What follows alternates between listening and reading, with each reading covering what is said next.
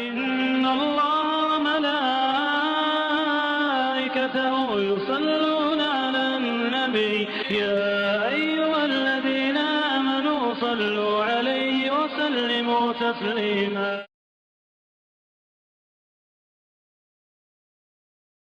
الحمد لله رب العالمين والصلاة والسلام على نبينا محمد خاتم الأنبياء وسيد المرسلين وعلى آله وصحبه أجمعين أما بعد رب اشرح لي صدري ويسر لي أمري واحلل عقدة من لساني يفقهوا قولي.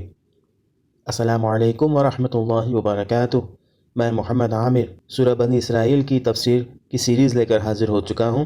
آج انشاءاللہ تعالی آیت نمبر 5 کی تفسیر پڑھیں گے. پہلی آیت میں اسراء و معراج کا ذکر کرنے کے بعد دوسری آیت سے بنی اسرائیل کا ذکر شروع کیا ہے اور انہیں نمونہ کے طور پر پیش کیا جا رہا ہے.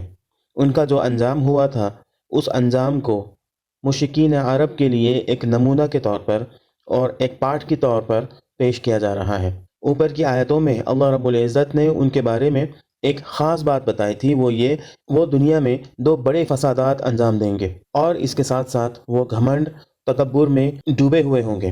آیت نمبر 5 میں اللہ رب العزت ان کی اس روش کے بارے میں بتا رہا ہے. تو آئیے تلاوت قرآن سے اس تفسیر کی شروعات کرتے ہیں. اعوذ باللہ من الشیطان الرجیم بسم اللہ الرحمن الرحیم فإذا جاء وعد أولاهما بعثنا عليكم عبادا لنا أولي بأس شديد فجاسوا خلال الديار وكان وعدا مفعولا.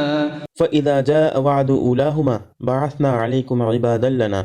آخرکار جب ان میں سے پہلی سرکشی کا موقع پیش آیا تو اے بنی اسرائیل ہم نے تمہارے مقابلے پر اپنے ایسے بندے اٹھائے اولی بأس شدید جو نہایت زور آور تھے، فجاسوا خلال الدیار اور وہ تمہارے ملک میں گھس کر ہر طرف پھیل گئے.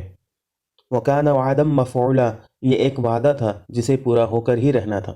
اس سے مراد وہ ہولناک تباہی ہے جو آشوریوں اور اہل بابل کے ہاتھوں بنی اسرائیل پر نازل ہوئی. حضرت موسیٰ علیہ السلام کی وفات کے بعد جب بنی اسرائیل فلسطین میں داخل ہوئے تو یہاں مختلف قومیں آباد تھیں. اموری، کنعانی، فریری، حوی، یبوسی، فلسطی وغیرہ قوموں میں بدترین قسم کا شرک پایا جاتا تھا. ان کے سب سے بڑے معبود کا نام ایل تھا جسے یہ دیوتاؤں کا باپ کہتے تھے اور اسے عموماً سانڈے سے تشبیہ دی جاتی تھی. اس کی بیوی کا نام عشیرہ تھا اور اس سے خداؤں اور خدانیوں کی ایک پوری نسل چلی تھی جن کی تعداد 70 تک پہنچتی تھی. اس کی اولاد میں سب سے زیادہ زبردست بعال تھا جس کو بارش اور رویدگی کا خدا اور زمین و آسمان کا مالک سمجھا جاتا تھا. شمالی علاقوں میں اس کی بیوی اناس کہلاتی تھی اور فلسطین میں استارات. یہ دونوں خواتین عشق اور افزائش نسل کی دیویاں تھیں. ان کے علاوہ کوئی دیوتا موت کا مالک تھا، کسی دیوی کے قبضے میں صحت تھی، کسی دیوتا کو وبا اور قحط لانے کے اختیارات دیے گئے تھے اور یوں ساری خدائی بہت سے معبودوں میں بٹ گئی تھی. ان دیوتاؤں اور دیویوں کی طرف ایسے ذلیل اوصاف و اعمال منسوب تھے کہ اخلاقی حیثیت سے انتہائی بد کردار انسان بھی ان کے ساتھ مشتہر ہونا پسند نہ کریں. اب یہ ظاہر ہے کہ جو لوگ ایسی کمینہ ہستیوں کو خدا بنائیں اور ان کی پرستش کریں وہ اخلاقی ذلیل ترین پستیوں میں گرنے سے کیسے بچ سکتے ہیں. یہی وجہ ہے کہ ان کے جو حالات آثار قدیمہ کی کھدائیوں سے دریافت ہوئے ہیں وہ شدید اخلاقی گراوٹ کی شہادت دیتے ہیں. ان کے ہاں بچوں کی قربانی کا عام رواج تھا. ان کے عبادت گاہ زناکاری کے اڈے بنے ہوئے تھے. عورتوں کو دیوداسیاں بنا کر عبادت گاہوں میں رکھنا اور ان سے بدکاریاں کرنا عبادت کے حصوں میں داخل تھا اور اسی طرح کی اور بہت سی بد اخلاقیاں ان میں پھیلی ہوئی تھیں.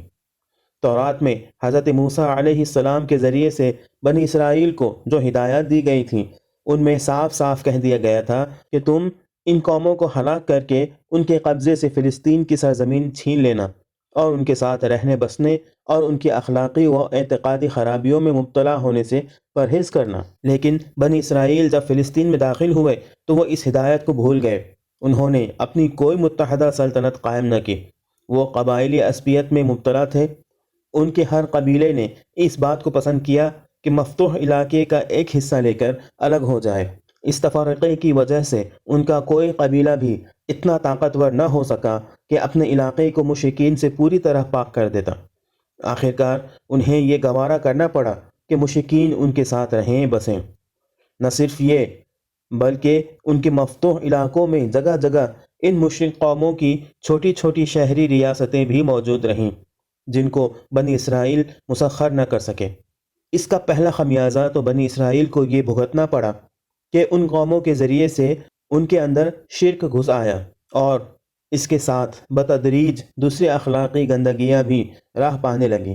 چنانچہ اس کی شکایت بائبل کی کتاب قضات میں یوں کی گئی ہے: اور بنی اسرائیل نے خداوند کے آگے بدی کی اور بعلیم کی پرستش کرنے لگے، اور انہوں نے خداوند اپنے باپ دادا کے خدا کو جو انہیں ملک مصر سے نکال لایا تھا چھوڑ دیا، اور دوسرے معبودوں کو جو ان کے آس پاس کی قوموں کے دیوتاؤں میں سے تھے پیروی کرنے اور ان کو سجدہ کرنے لگے، اور خداوند کو غصہ دلایا۔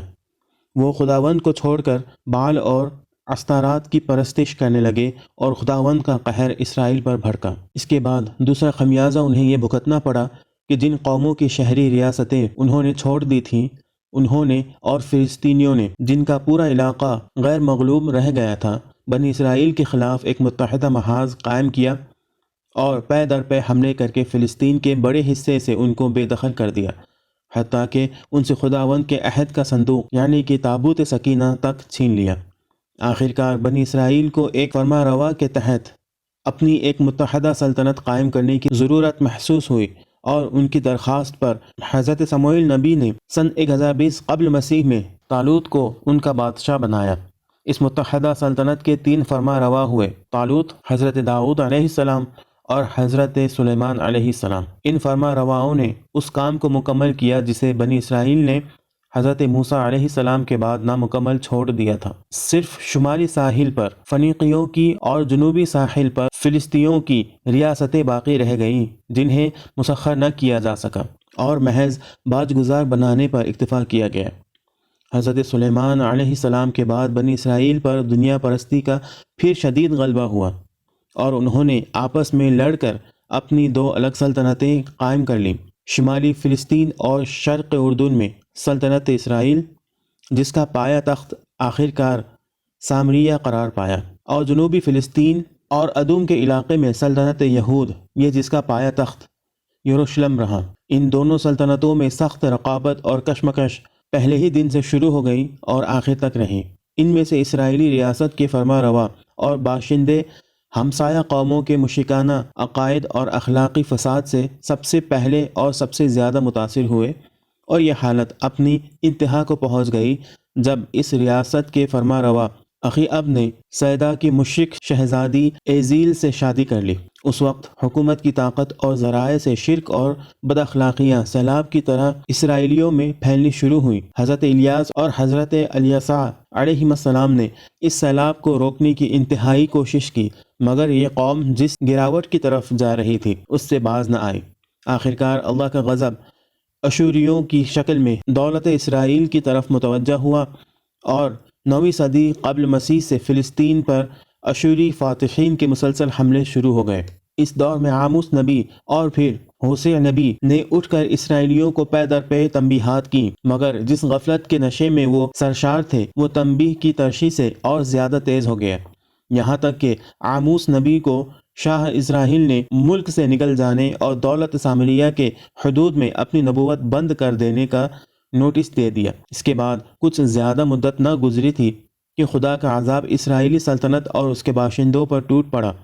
قبل مسیح میں اشور کے سخت گیر فرما روا سارگون نے سامریہ کو فتح کر کے دولت اسرائیل کا خاتمہ کر دیا۔ ہزارہ اسرائیلی مارے گئے، 27,000 سے زیادہ با اثر اسرائیلیوں کو ملک سے نکال کر اشوری سلطنت کے مشرقی ضلعوں میں تتر بتر کر دیا گیا، اور دوسرے علاقوں سے لا کر غیر قوموں کو اسرائیل کے علاقے میں بسایا گیا، جن کے درمیان رہ بس کر بچا کچا اسرائیل عنصر بھی اپنی قومی تہذیب سے روز بروز زیادہ بیگانہ ہوتا چلا گیا۔ بنی اسرائیل کی دوسری ریاست جو یہودیہ کے نام سے جنوبی فلسطین میں قائم ہوئی، وہ بھی حضرت سلیمان علیہ السلام کے بعد بہت جلدی شرک اور بد اخلاقی میں مبتلا ہو گئی، مگر نسبتاً اس کا اعتقادی اور اخلاقی زوال دولت اسرائیل کی بنسبت سست رفتار تھا، اس لیے اس کو مہلت بھی کچھ زیادہ دی گئی۔ اگرچہ دولت اسرائیل کی طرح اس پر بھی اشوریوں نے پے در پے حملے کیے، اس کے شہروں کو تباہ کیا، اس کے پائے تخت کا محاصرہ کیا، لیکن یہ ریاست اشوریوں کے ہاتھوں ختم نہ ہو سکی بلکہ صرف باج گزار بن کر رہ گئی۔ پھر جب حضرت یسعیاہ اور حضرت یرمیاہ کی مسلسل کوششوں کے باوجود یہودیہ کے لوگ بت پرستی اور بد اخلاقیوں سے باز نہ آئے تو 598 قبل مسیح میں بابل کے بادشاہ بخت نصر نے یروشلم سمیت پوری دولت یہودیہ پر قبضہ جما لیا اور یہودیہ کا بادشاہ اس کے پاس قیدی بن کر رہ گیا۔ یہودیوں کی بدعمالیوں کا سلسلہ اس پر بھی ختم نہ ہوا اور حضرت یرمیاہ کے سمجھانے کے باوجود اپنے اعمال درست کرنے کے بجائے بابل کے خلاف بغاوت کر کے اپنی قسمت بدلنے کی کوشش کرنے لگے۔ آخر 587 قبل مسیح میں بخت نصر نے ایک سخت حملہ کر کے یہودیہ کے تمام بڑے چھوٹے شہروں کی اینٹ سے اینٹ بجا دی۔ یروشلم اور ہیکل سلیمانی کو اس طرح تباہ کیا کہ اس کی ایک دیوار بھی اپنی جگہ کھڑی نہ رہی۔ یہودیوں کی بہت بڑی تعداد کو ان کے علاقے سے نکال کر ملک میں تتر بتر کر دیا، اور جو یہودی اپنے علاقے میں رہ گئے وہ بھی ہمسایہ قوموں کے ہاتھوں بری طرح ذلیل اور پامال ہو کر رہ گئے۔ یہ تھا وہ پہلا فساد جس سے بنی اسرائیل کو متنبہ کیا گیا تھا، اور یہ تھی وہ پہلی سزا جو اس کی پاداش میں ان کو دی گئی تھی۔ آیت میں بخت نصر اور اس کی فوجوں کے لیے عباد لنا اولی بأس شدید یعنی کہ اپنے زور آور بندے کے الفاظ استعمال ہوئے ہیں۔ یہ ان کے دین اور تقوی کے اعتبار سے نہیں بلکہ صرف اس حیثیت سے استعمال ہوئے ہیں کہ انہوں نے خدا کے ارادہ کے اجراء اور نفاذ کے کام کو مکمل کرنے کا کام دیا۔ یہ اگرچہ خود گندے تھے لیکن گندگی کے ایک بہت بڑے ڈھیر کو صاف کرنے میں انہوں نے مشیت الہی کا نفاذ کیا، اس وجہ سے انہیں بھی فی الجملہ خدا سے نسبت حاصل ہو گئی۔ آج کے لیے اتنا ہی۔ ان کے دوسرے فساد اور اس کی سزا کے بارے میں انشاءاللہ اگلے ایپیسوڈ میں پڑھیں گے۔ اللہ رب العزت سے دعا ہے کہ اللہ تعالی ہمیں ایسی غلطیوں سے محفوظ رکھے اور ہمارا خاتمہ ایمان پر کرے، اور ہمیں جنت الفردوس میں محمد رسول اللہ صلی اللہ علیہ وسلم کا پڑوس عطا فرمائے۔ آمین۔ وآخر دعوانا ان الحمد للہ رب العالمین۔ السلام علیکم ورحمۃ اللہ وبرکاتہ۔